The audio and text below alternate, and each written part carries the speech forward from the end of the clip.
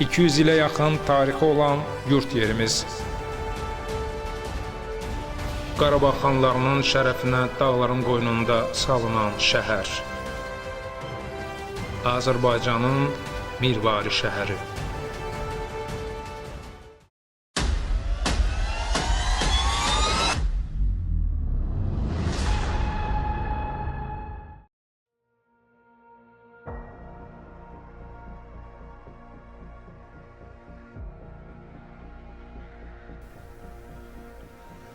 İlk yarandığı dövrlərdə Xankəndidə ancaq xan ailəsi və onun yaxınları yaşadığından el arasında xanın kəndi kimi tanınır.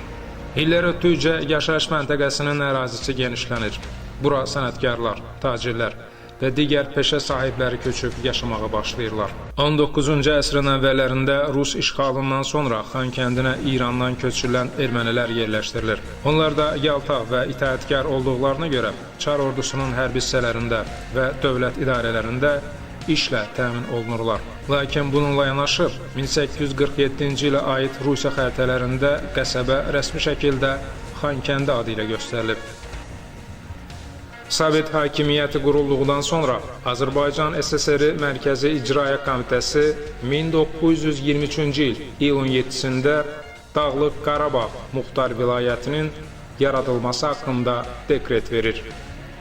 Həmin dekretlə Xankəndi vilayətin mərkəzi elan olunur. 1923-cü ilin sentyabrında şəhər Azərbaycanın qatı düşməni olan Bolşevik Stepan Şamyanın adı ilə Stepanakert adlandırılır. Sovet dövrü müxtəlif ölkələrdən Xankəndiyə köçürülən ermənilərin saylarının sürətlə artması yeni yaşayış evlərinin yaranmasına zərurət yaradırdı. Məhz bu da ermənilərin Xankəndi şəhərinin yenidən qurulması planının işə düşməsinə səbəb olur. Köhnə yaşayış evlərini və inzibati binaları ermənilər köhnəliyin əlaməti bəhanəsi ilə kütləvi şəkildə sökməyə başlayırlar. Qədim yaşayış evləri və inzibati binalar sökülərək yerində yeni 3 mərtəbəli, 5 mərtəbəli yaşayış evləri, Azərbaycanın mədəni irsinin xarabalıqları üzərində yeni parklar, restoranlar, erməni separatçılarının liderlərinin şərəfinə monumental heykəllər, qurular tikilir. Xankəndi şəhərində məhdud sayda 18-19-cu əsrə aid yaşayış evləri və inzibati binalar qalsa da, onların da xarici interyerləri dəyişdirilərək tanınmaz hala salınır. SSR dövründə də Xankəndinin Azərbaycandan daha çox Ermənistanla sıx əlaqələri mövcud olub və bu vəziyyət 1969-cu ilə Ulu Öndər Heydər Əliyevin Azərbaycanda birinci dəfə siyasi hakimiyyətə gəlişinə qədər dəyişmir. Dağlıq Qarabağ həmişə Azərbaycanda xüsusi bir statusa malikdir. Və həmişə Ermənistana daha da çox tabe edilən ki, Azərbaycana. Mən işlədiyim zaman bir çox tədbirlərin nəticəsində bu vəziyyəti mən dəyişdirdim. Məsələn, mən orada dəmir yolu çəkdim. Sonra mən burada olmayanda bəzi adamlar günahlandırdılar ki, Heydər Əliyev niyə dəmir yolu çəkdim? Çünki dəmir yolu Ağdama qədər gəlmişdi. Oradan bir 11 kilometr dəmir yolunu çəkmirdilər. Bu nə deməkdir? Onların əlinə əsas vermək lazımdır. Bir neçə fabrikalar tikdirdik. Dedilər ki, institut açaq, institut açdıq, amma o şərtdən açdım ki, orada Azərbaycan fakültəti olsun. Erməni fakültəti ilə bərabər, Rus fakültəti ilə bərabər. Bu şeylərlə mən onların müəyyən qədər Azərbaycana bağlılığını edirdim və mənim də təsirim orada çox böyük idi. Məhz Ulu Öndərin Respublikamıza rəhbərliyinin birinci dövründə Xankəndidə böyük tikinti, quruculuq işlərinə start verilib. 10 minlərlə yerli sakin yüksək əmək haqqı, mənzil və digər sosial dəstəklə təmin edilib. O dövrdə Xankəndidə Pedaqoji İnstitut, Kənd Təsərrüfatı Texnikumu, tibb və musiqi məktəbləri fəaliyyət göstərir. Qeyd edək ki, o zamanki inkişaf təkcə Xankəndi üçün deyil, bütün Qarabağ üçün xarakterik olub və Azərbaycanın resursları hesabına yaradılıb. 20-ci əsrin ikinci yarısına qədər əsassız səbəblərlə Azərbaycandan parça-parça torpaq qoparmağa müvəffəq olmuş ermənilər SSR-nin çöküşündən istifadə edərək yenidən torpaq iddialarına əl atırlar. Ötən əsrdə 1988-ci ilin əvvəllərində baş vermiş məlum hadisələr zamanı Xankəndinin 15 minə qədər Azərbaycanlı sakini də erməni separatizmindən əziyyət çəkir, çoxsaylı itkilər verirlər. Xankəndidə yaşayan Azərbaycanlılar etnik təmizləməyə məruz qalır. Sonuncu Azərbaycanlı 1991-ci ilin dekabrında bu şəhəri tərk etməli olub və beləcə Azərbaycan ərazilərinin 20%-nin işğalı dövrü başlayır.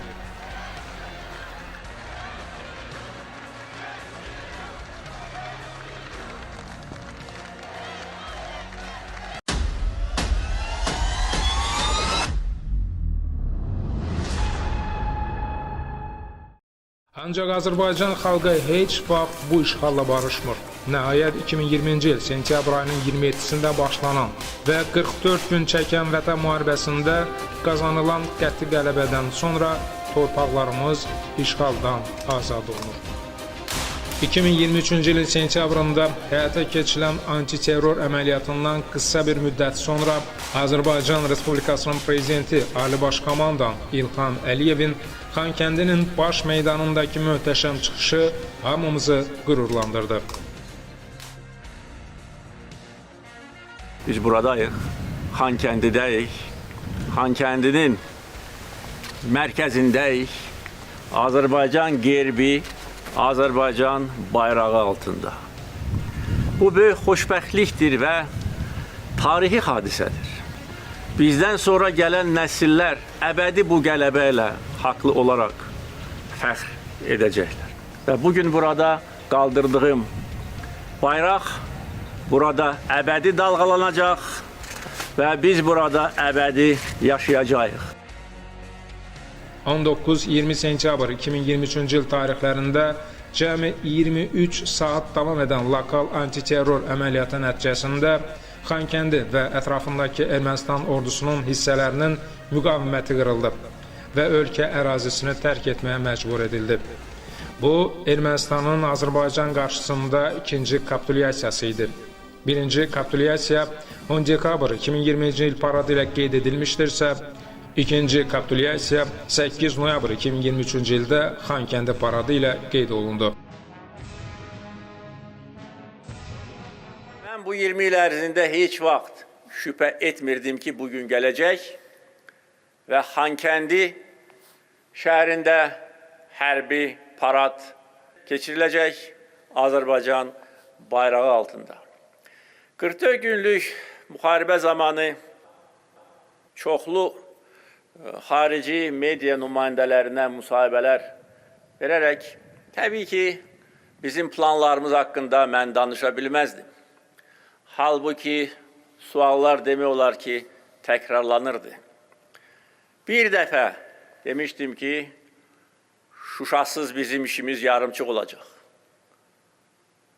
Ancaq o vaxt hələ mən bilirdim ki, Xankəndisiz, Xocalısız bizim işimiz yarımçıq qalacaq.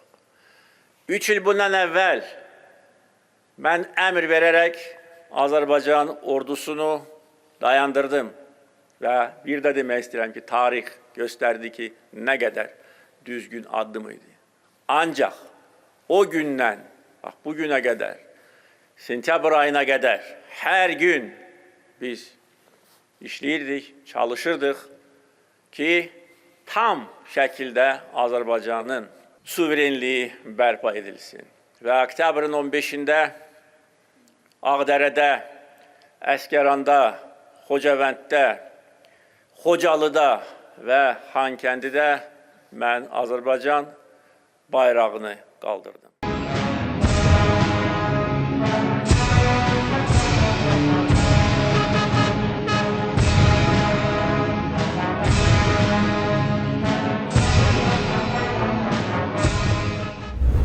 Bugün Xankəndi heç zaman olmadığı qədər bizimdir.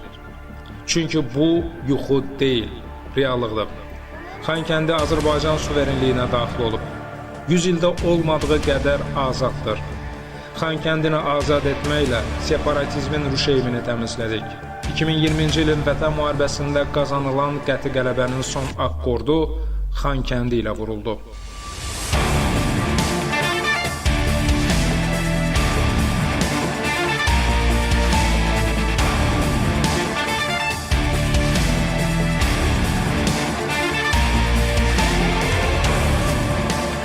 23 saatlıq uğurlu lokal xarakterli antiterror tədbirlərindən sonra vaxt itirilmədən Xankəndinin tarixi milli simasının özünə qaytarılmasına və geniş miqyaslı quruculuq abadlıq işlərinə start verildi. Artıq işğal illərində şəhərin simasına yamaq edilən binalar, saxta simvollar sökülüb. İşğaldan azad edilmiş digər ərazilərimiz kimi Xankəndi də abadlıq quruculuq meydanına çevrilib.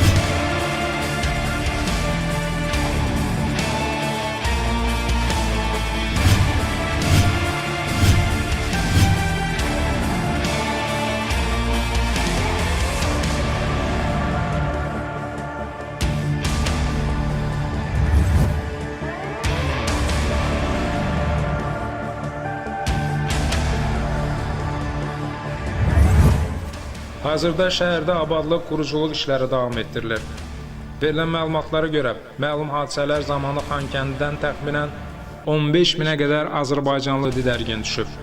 Xankəndidən olan azərbaycanlıların da 3-10 illik ərzində yaşadıqları müvəqqəti qaçqınlıq və məcburi köçkünlük dövrünün sona çatacağı günə az qalıb. Növbəti mərhələdə Xankəndinə zamanında orada yaşamış soydaşlarımızın köçürülməsi həyata keçiriləcək.